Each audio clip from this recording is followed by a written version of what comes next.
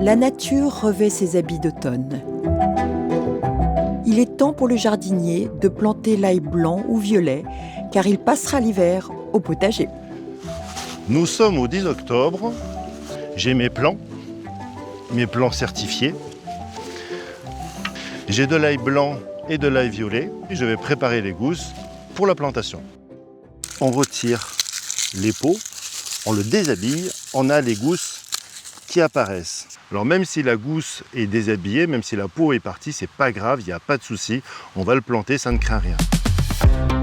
On va parler de l'amendement du sol. Le jardin, c'est ce qui demande le plus d'amendement parce qu'il y a une rotation très régulière, encore plus qu'un terrain agricole classique. Et nous, on amende plus notre ail que d'autres cultures. La profondeur de plantation de l'ail va se faire en fonction du calibre, selon la grosse gousse ou une petite gousse. Il faut 2 doigts de terre au-dessus. Le second, je vais le mettre à 4 doigts, ce qui va faire 8 cm. Alors, je plante l'étiquette avec le filet pour identifier la variété que je viens de planter. Pensez à arroser la plantation pour que les cailleux soient bien en contact avec la terre. Vous éviterez l'apparition de pénicillium qui endommagerait votre culture.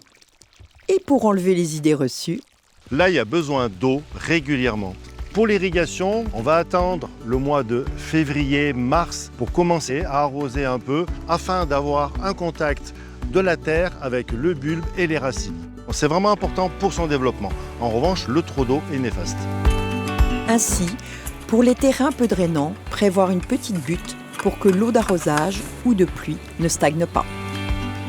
Il se peut que le violet sorte d'abord de terre et après le blanc. La dormance de l'ail violet est beaucoup plus courte. Le blanc va attendre d'avoir subi quelques premiers froids, donc décembre, janvier, pour arriver à sortir de terre. C'est normal. Durant la saison, si votre ail se découvre, que l'on voit le bulbe sortir de terre, recouvrez-le, butez-le et tout ira très bien. À la mi-juin, c'est le début de la récolte de l'ail dans le sud de la France. Juillet pour le nord. Comment je détecte si mon ail est prêt à être récolté? Les premières feuilles du bas ont grillé et il reste encore le tronc central. Et l'inclinaison de l'ail commence à se faire. C'est le moment le plus intéressant pour récolter votre ail.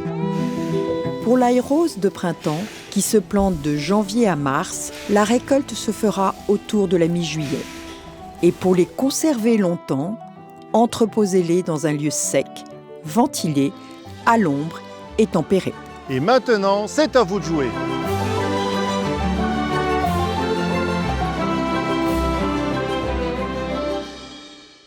Sémaï, parce que tout commence par une semence.